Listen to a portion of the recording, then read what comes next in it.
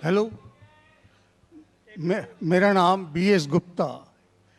मैं एक एडवोकेट हूँ।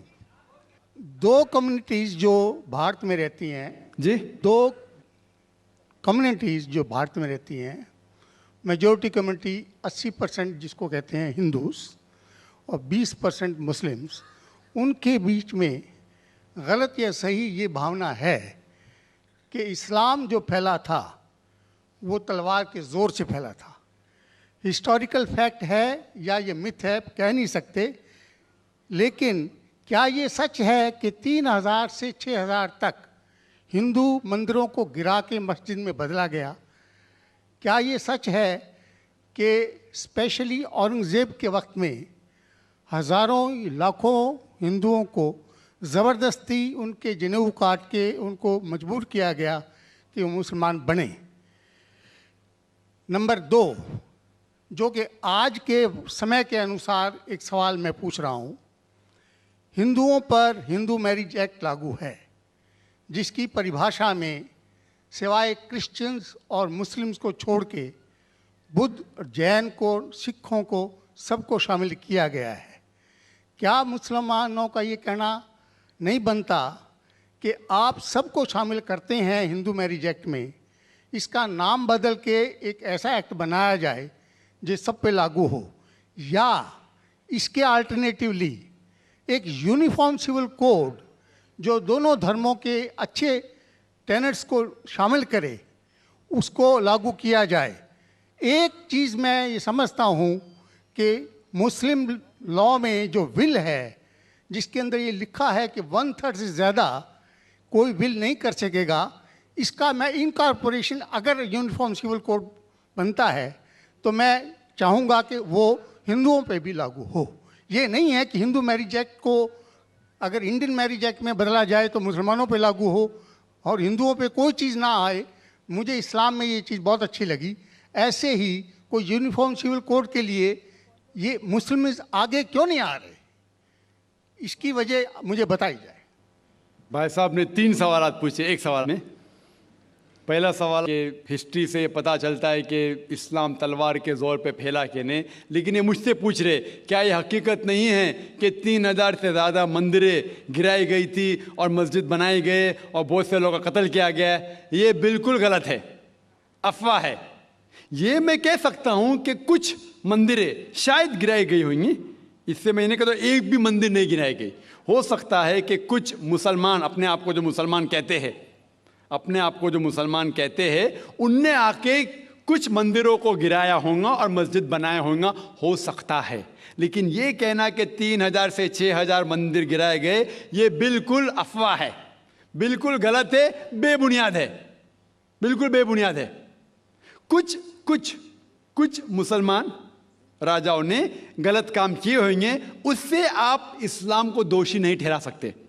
अगर हिटलर ने 60 लाख यहूदी को जिंदा जलाया तो मैं कह सकता हूं कि क्रिश्चियनिटी खराब है? बिल्कुल बेबुनियाद है।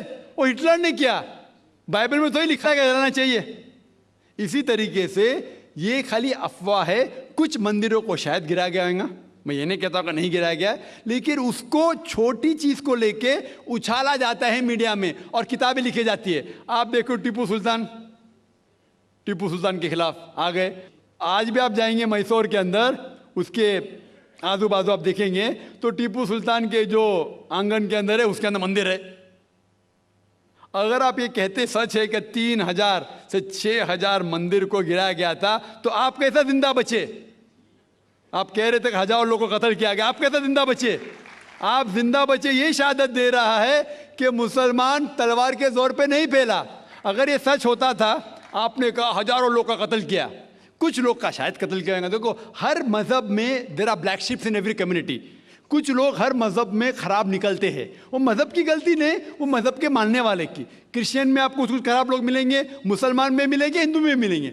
अभी आप देखेंगे हिंदुस्तान के मुसलमान कुछ लोग ड्रग में डील करते, ड्रग में धंधा करते। ड्रग तो हराम है इस्लाम में, करते तो उनको दोष देना चाहिए, इस्लाम को नहीं। इसी तरीके से आप जो कह रहे हजारों लोगों का कत्ल किया, ये बिल्कुल बेबुनियाद चीज है। कुछ लोग का शायद किया होगा, और ये ही सबूत है, मैंने मेरी तकरीर में कहा कि 80% से ज़्यादा गैर मुस्लिम हिंदुस्तान में हैं। ये शहादत दे रहे हैं कि इस्लाम तलवार के जोर पे नहीं फैला। आप लोग को क्यों छोड़ा उन लोग ने? आप उनके रिश्तेदार तो नहीं थे ना, आपको क्यों छोड़ा? 800 मिलियन 80 करोड़ गैर मुस्लिम को छोड़ा क्यों उनने? क्यों छोड़ा? अगर दम ही था हुकूमत की 1000 साल सब लोग को मुस्लिम बनाते थे। इससे यह जाहिर होता है कि इस्लाम तलवार के बलबूते पे नहीं फैला। कई लोग, कई गैर मुस्लिम इस्लाम से मुतासिर होके उन्होंने इस्लाम कबूल किया। तो यह कहना बिल्कुल गलत है। आपका दूसरा सवाल कि हमें क्या करना चाहिए? ये अलहदा लॉ नहीं होना चाहिए, सब एक ही कॉमन सिविल कोड होना चाहिए और सब मजहब की अच्छी चीजें लेके कॉमन सिविल कोड करना चाहिए। मैं आपके बिल्कुल साथ हूं। बाकी मुसलमान शायद आपके खिलाफ होंगे, मैं आपके साथ हूं। क्यों मैं साथ हूं आपके? पहला चीज, हम मुसलमान अगर दिगर मजहब के बारे में जानेंगे, कभी कॉमन सिविल कोड की बात आती सबसे ज्यादा नारा मुसलमान गलत है।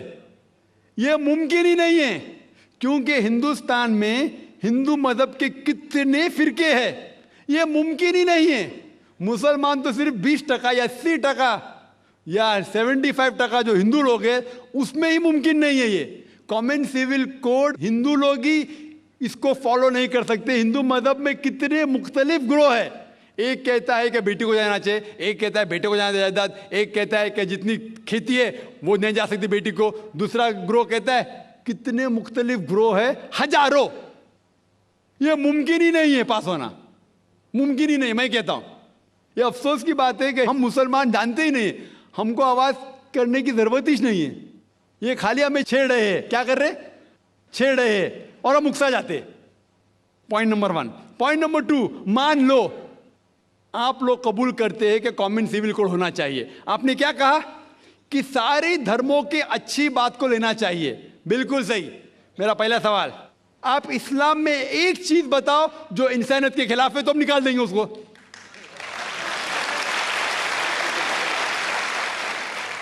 आपका यह कहना बिल्कुल सही है कि बाकी मज़ाहिब की अच्छी चीजें जो है, मिसाल के तौर पे मैंने तकरीर की similarities between Hinduism and Islam, तो जो अच्छी चीजें हिंदुइज्म की मैं ले चुका हूं।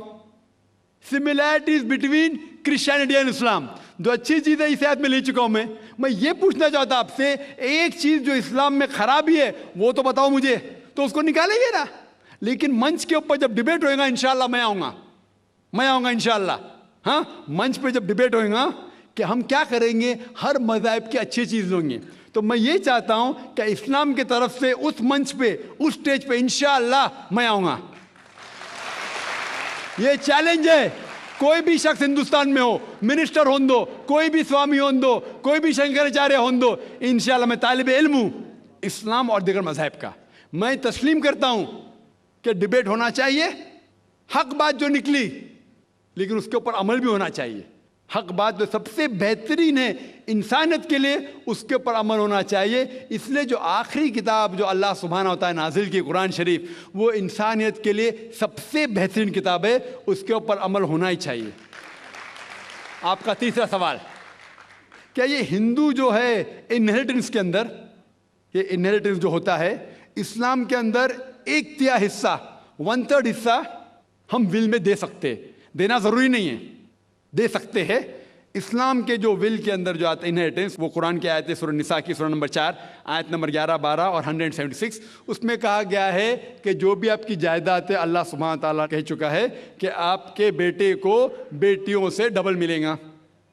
आगे लिखा गया है आपके वालिदैन को 1/6 मिलेगा। सिर्फ अगर बच्चे हैं तो वालिद वालदा को दोनों को 1/6, अगर बच्चे नहीं है तो वालदा का 1/3। आगे बढ़ती आयत नंबर 12 पे लिखा है कि आपकी बीवियां जो आपके लिए छोड़ेंगी, अगर बच्चे नहीं आपको आधा मिलेगा, बच्चे हैं तो 1/4 मिलेगा। आप जो आपके बीवियां के लिए छोड़ते हैं, बच्चे नहीं तो उनको मिलेगा 1/4, 1/4, बच्चे हैं तो 1/8, 1/8। ये डिफिकल्ट है, याद रखना, आप जाके रेफरेंस देख सकते हैं, सूरह निसा सूरह नंबर 4 आयत नंबर 11 से 12। और इसके बाद अगर आप किसको विल करना चाहते हैं अपनी जायदाद, मैक्सिमम 1/3, लेकिन ये विल जो करेंगे आप, ये इन लोगों में से नहीं होना चाहिए। आप नहीं कह सकते कि मैं मेरे बेटे से ज़्यादा मोहब्बत करता हूँ, बड़े बेटे से, इसलिए उसको ज़्यादा दूंगा, ये बिल्कुल गलत है। लेकिन जो ये दायरे में नहीं आते हैं इनहेरिटेंस के, उनको आप 1/3 हिस्सा दे सकते हैं। आप कहते हैं आपको ये चीज़ बहुत पसंद है, आप भी करना चाहते हैं, आपको कौन रोक रहा है? इंडियन गवर्नमेंट के हिसाब से आप अगर विल करेंगे, क्या मैं मेरा 1/3 हिस्सा देना चाहता हूं, कोई भी रोक नहीं सकता हूं, मैं भी नहीं, ना मिनिस्टर भी नहीं। और पूरा अगर फॉलो करना चाहते सच्चा धर्म, आप इस्लाम कबूल कर सकते, हम आपको वेलकम करते। वाखिर दावाना अल्हम्दुलिल्लाह रब्बिल आलमीन।